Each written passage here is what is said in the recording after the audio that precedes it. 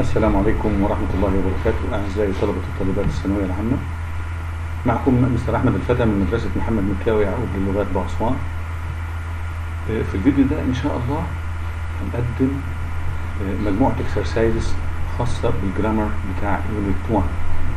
نبدأ كده مجموعة اكسرسايز تشوز. نبدأ مع بعض.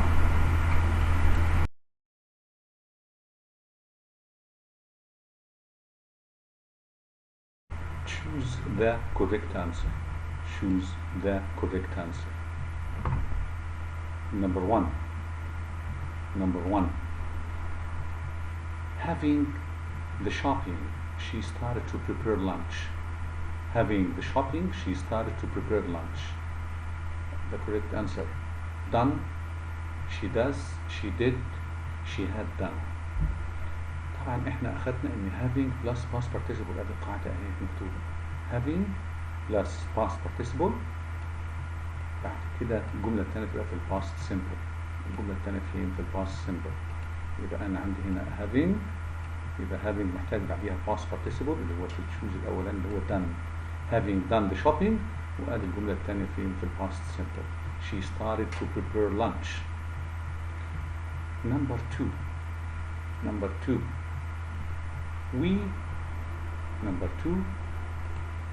We arrived an hour late. The film space an hour earlier.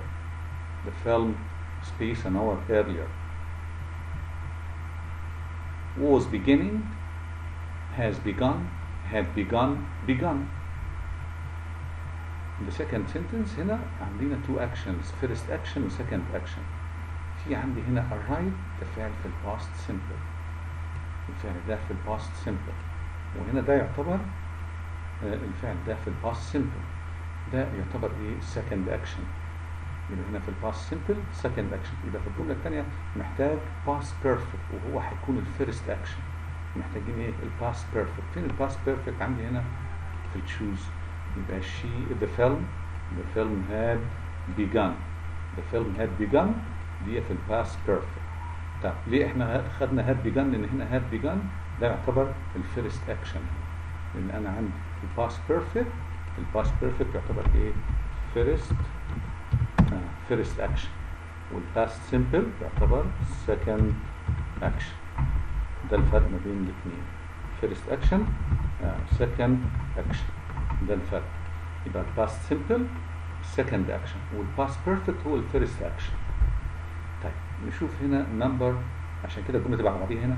We arrived an hour late. The film had begun an hour earlier. First action, the film had begun. Then we arrived. First, the film had begun. Then we arrived. Number three, the baby had drunk all the milk before to bed.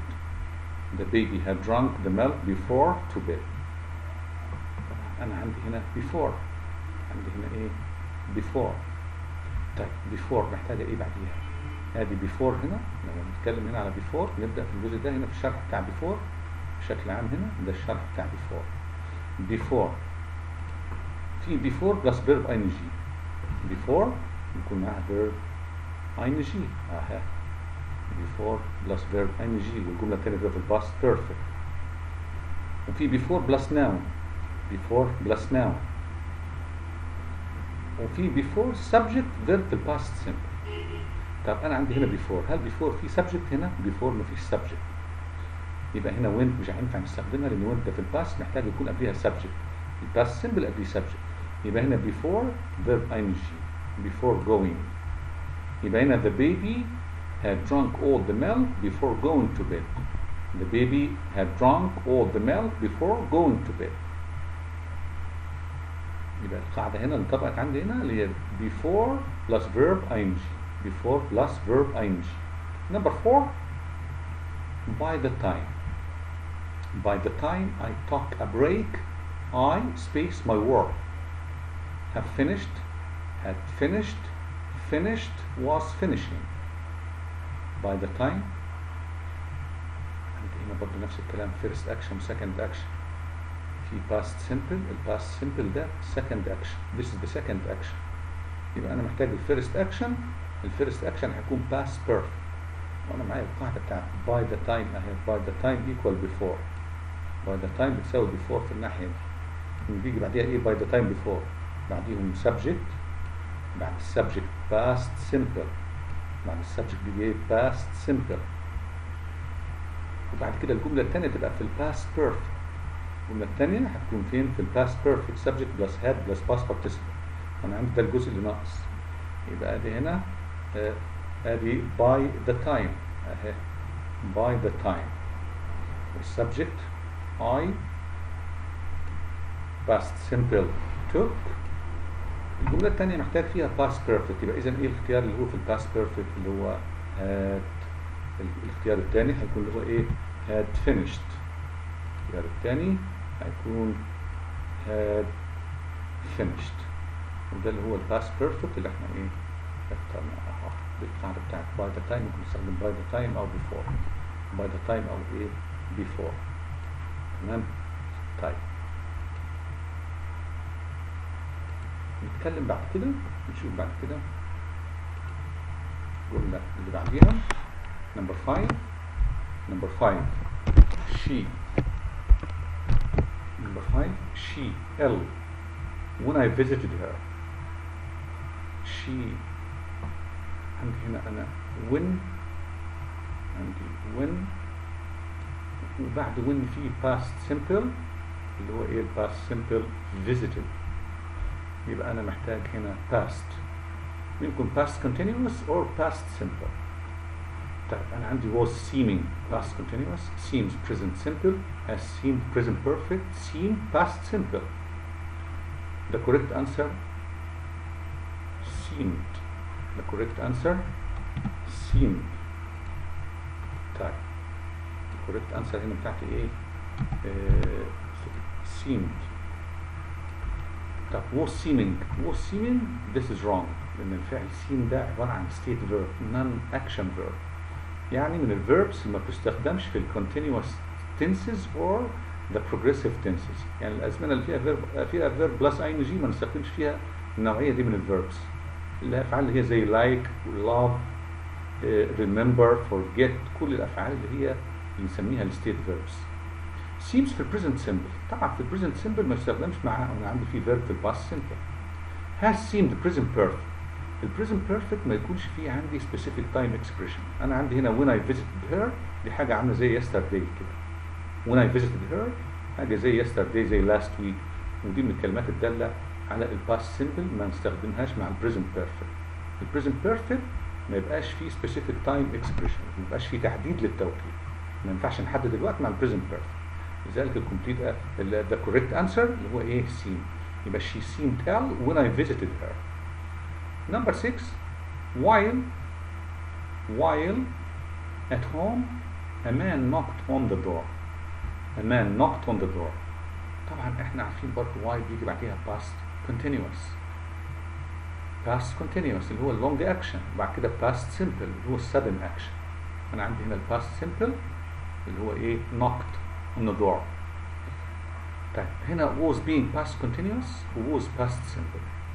الفعل being هنا ده يعتبر stative verb من ضمن الستيت verbs، نفس الكلام زي like love hate remember forget understand، نفس الافعال ما تستخدمش بإضافة لها ing، ما نستخدمهاش في الازمنه المستمره في الكونتينيوس tenses. فعشان كده هنا هنستبعد الاختيار ده، هناخد البديل بتاعه اللي هو الباست simple. while I was at home a man knocked on the door.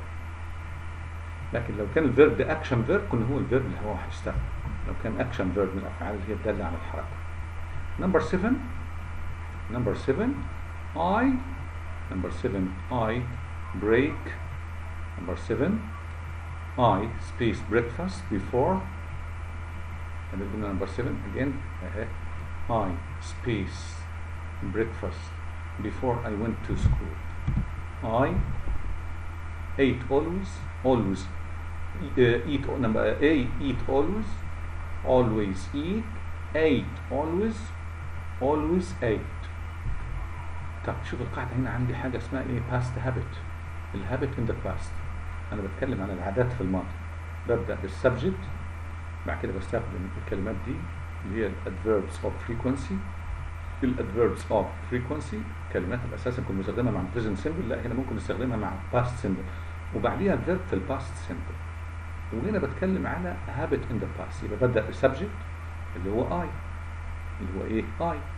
بعد كده انا عايز اي كلمه من الكلمات دي اللي هي اسمها adverbs of frequency، يبقى always والpast simple. الكلام ده ينطبق على التشوز دي، يبقى I always ate breakfast before I went to bed. دي هنا اسمها ايه؟ الجمله دي على بعضيها اسمها past habit، يعني habit in the past، habit in the past habit. طب يجي واحد يقول لي يا مستر ممكن نستخدم هنا always eat تبقى present simple تبقى present habit. always eat present simple ده present habit. طب احنا عرفناها ازاي past habit؟ عرفناها habit في الباست من الجزء ده اللي هو I went to school before I went to school. I went to school في الباست، فهنا الجزء ده بيبين ان هنا دي habit in the past. الجزء ده يوضح ان هنا دي ايه عباره عن ايه habit in the past. لذلك الاختيار الصح always ate.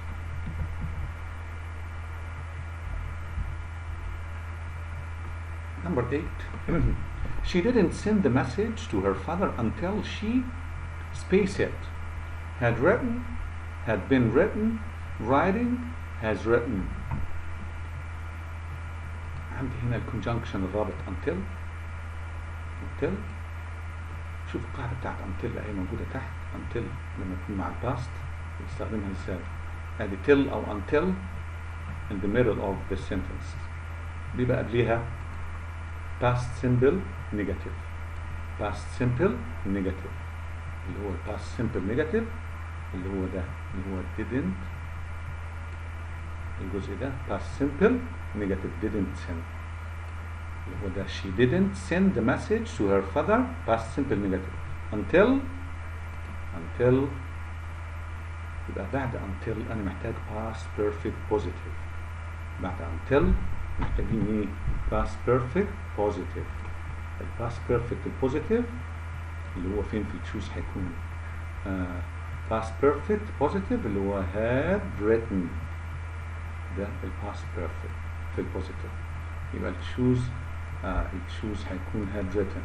She didn't send the message to her father until she had written it. Number 9. On the good news I phoned my parents. On the good news I phoned my parents. أنا عندي هنا on بيجي بعديها verb plus on plus verb ing. on plus verb ing يبقى on hearing the news I phoned my parents. يبقى هنا بنتكلم على on هي بتدخل مكان after. طب ايه وضعيات after؟ بنتكلم عن وضعيات after عشان نربط معاها مع on. يبقى after subject had past participle او after verb ing او after noun. ممكن ناخد معاهم ايه on plus verb ing. on بتساويهم on plus verb ing. on plus verb ing. So the correct answer is Mona, excuse me, number 9. On hearing the good news I phoned my parents. Number 10. Finished my work I went home. Finished my work I went home. Having finished my work I went home. Add on after. The correct answer having finished my work I went home. شوف الستراكشر كده. الستراكشر هنا عبارة عن having plus past participle. having plus past participle والجملة الثانية تبقى في الباست simple. فهنا عندي having وادي الباست participle اللي هو finished. having finished. فأنا اخترت هنا having plus past participle. having بيجي بعديها past participle. اهو ادي having وادي الباست participle اللي هو ايه finished. والجملة الثانية تبقى past simple I went home. Having finished my work I went home. Number 11.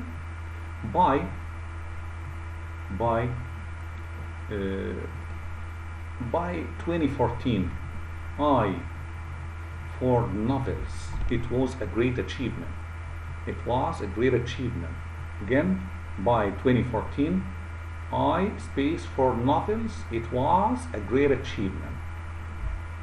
Was choose هنا was writing, had written, will have written, had been writing. Again, was writing, had written, will have written, had been writing. طب أنا عندي هنا by plus a certain time in the past. تبقى by استخدم by في الأول. شوف القاعدة هنا by معاها certain time in the past أو certain event in the past. يبقى يجي بعديها by مدة معينة في الماضي، وقت معين في الماضي سوري، أو حدث معين في الماضي event by a certain time in the past or by a certain event in the past. الجملة بعد كده تبقى فين؟ تبقى في الباست بيرفكت. الجملة الثانية هتبقى فين؟ في الباست بيرفكت. هتبقى في الباست بيرفكت يعني subject plus had plus past participle. يعني أنا ممكن أبدأ بالجزء ده يبقى هنا الجزء ده. ممكن أبدأ بالجزء الثاني من الجملة. تبقى ناخد الباست بيرفكت الأول. نبدأ بإيه؟ بالباست بيرفكت. بعد كده by a certain time in the past. زي كده الجملة كده. By 9 o'clock yesterday I had finished my homework. By 9 o'clock yesterday هذه الجملة الثانية في الباست بيرفكت I had finished my homework. ممكن أخد الجزء ده أبدأ بيه. يبقى أبدأ بالباست بيرفكت الأول تبقى I had finished my homework by 9 o'clock أو by 9 o'clock I had finished my homework. يعني نفس الكلام. يبقى الباست بيرفكت ممكن يبقى في الأول خالص بعد كده by plus certain time. يبقى كده. لذلك الاختيار الصح هنا هيكون ايه؟ by 2014 I had written for novels. It was a great achievement. Number 12, after she traveled abroad. After she traveled abroad. After space she traveled abroad. Graduate, graduated, graduating, had graduated. طبعا هنا after مفيش subject. لو في subject كنا هنستخدم had مع past participle. كنا هنستخدم had plus past participle اللي هو البريزنت الباست بيرفكت. فهنا بما ان مفيش subject يبقى هتكون after plus verb ing. After plus verb ing. So the correct answer after graduating she traveled abroad. After graduating she traveled abroad. Number 13.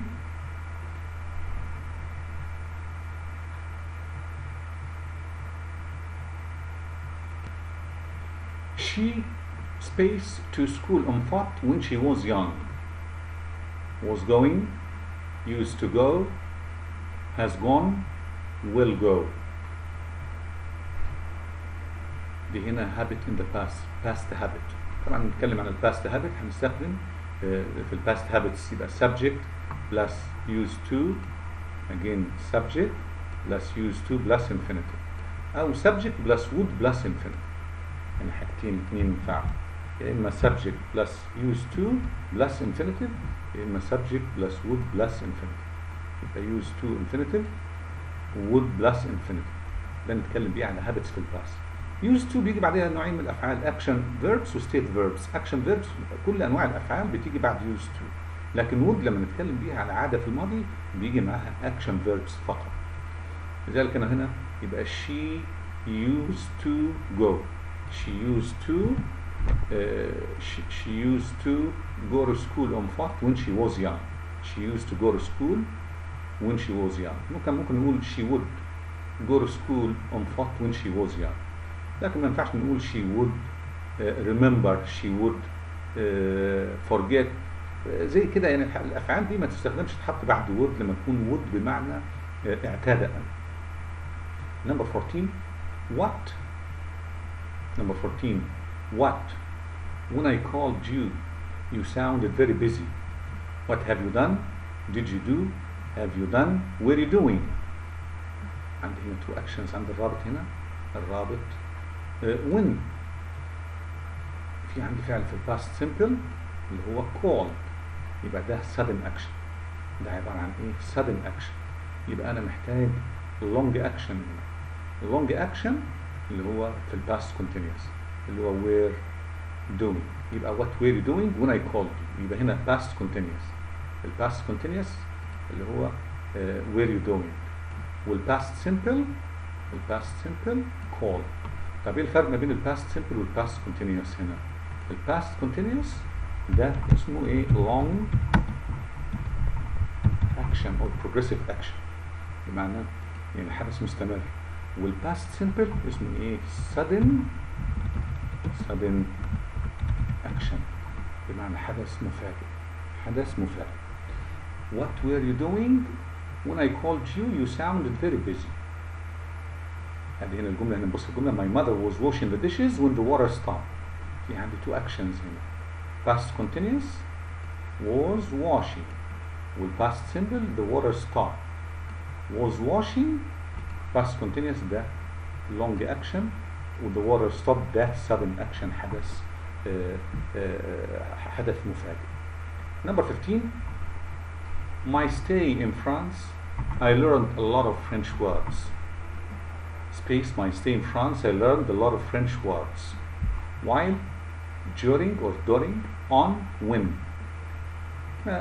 During plus verb plus noun. يبقى عندي أنا هنا during plus noun. أنا عندي هنا في noun اللي هو إيه؟ اللي هو my stay. during my stay. لذلك الاختيار الصح يكون إيه؟ during. During my stay in France I learned a lot of French words. Number 16. I saw an accident while to school this morning. Was going, had gone, went. while الرابط، وفي قبلها past simple. الباست simple ده sudden action زي ما اتفقنا. يبقى محتاجين هنا يا اما subject plus was or were plus verb ing، يا اما verb ing. طيب انا عندي هنا مفيش subject. while يبقى بعد while ما طالما مفيش subject يبقى نستخدم verb ing. while going to France. هذه الجملة هنا قدامي هنا، لما نمسك الشرح هنا. while subject was were plus verb ing. while subject plus was were plus verb ing. طيب لو مفيش subject، لو شلنا السبجكت يبقى نشيل معاها was were على طول، وناخد verb ing بعد while. يبقى while عشان يجي بعديها verb ing بقى هنستبعد السبجكت ونستبعد was were. لا، هيبقى في was were، يبقى في was were، يبقى في subject. نجيب was were يبقى لازم يكون معاها ايه؟ subject. يبقى while subject was were plus verb ing. example: while she was cooking the water stopped. طيب لو حبيت نشيل السبجكت اللي هو she يبقى لازم نشيل معاه الwas. يبقى while cooking the water stopped. لا، هنجيب was يبقى لازم نحط قبلها السبجكت. was were يكون قبلهم subject. يبقى تاني نفس الجمله دي نفس المعنى. while she was cooking the water stopped.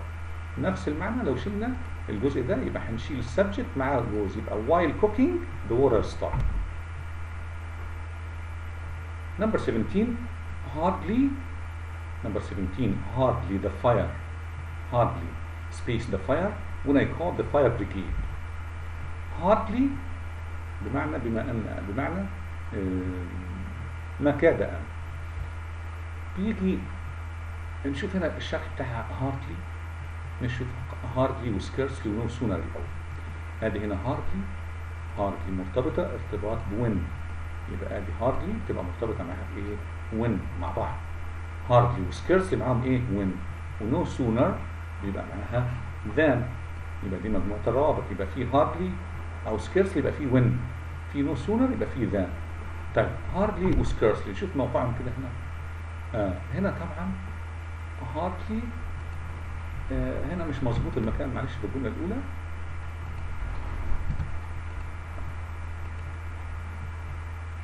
هتبقى hardly يبقى مكانها بعد had.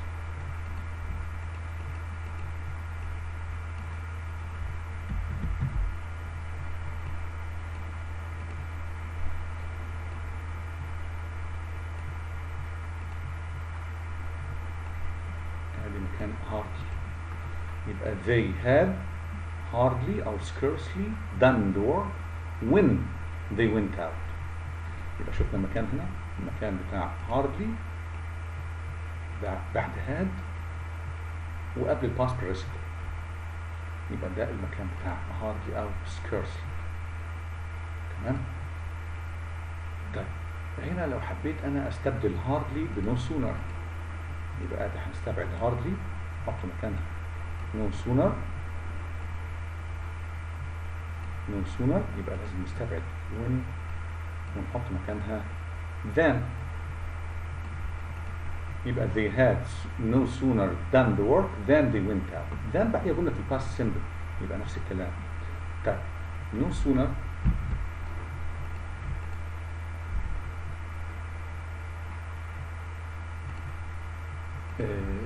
no sooner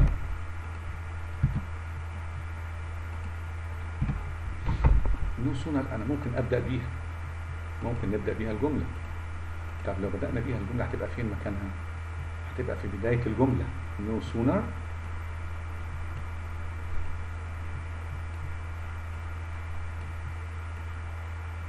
no sooner بعدها had، بعد had السبجكت بعد past participle. يبقى no sooner بعدها had، بعد had السبجكت they والpast participle وthen زي ما هي بعدها الpast simple. طيب يبقى no sooner لو بدأنا بيها بنعمل inversion had بعد كده السبجكت. طب لو no sooner دخلت جوه الجملة هتبقى ايه؟ نفس الكلام برضو. يبقى هنشيل شوف كده no sooner اهي لما تدخل جوه الجملة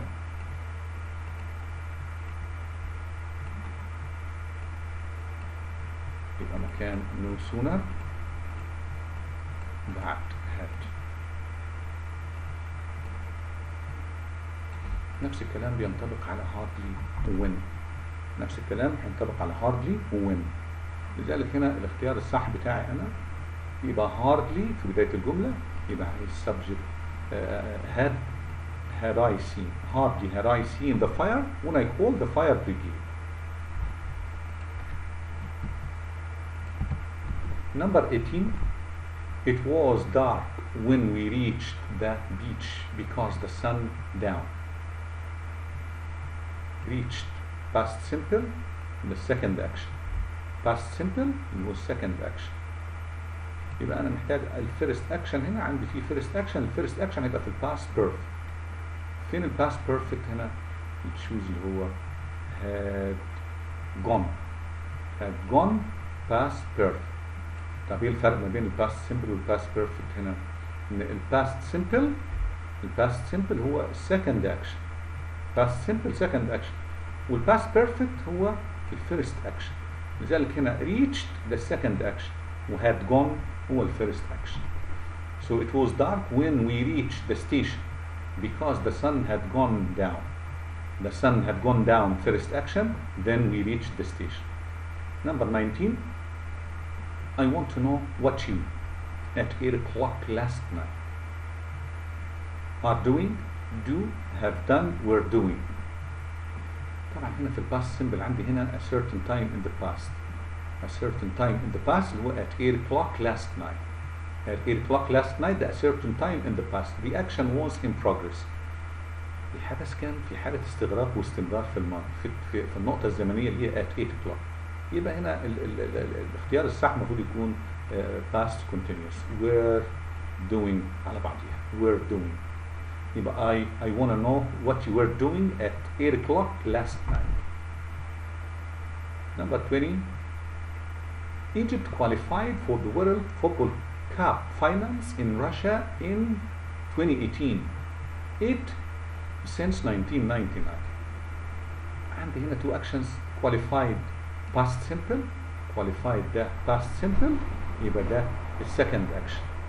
عرفنا السكند اكشن من التاريخ اللي هو 2018 والتاريخ الثاني اللي هو 1990 كده ده الفيرست اكشن. يبقى محتاج past perfect لان هنا يبقى هختار ايه على طول؟ past perfect اللي هو ايه؟ hadn't qualified. عندي two actions two successive actions.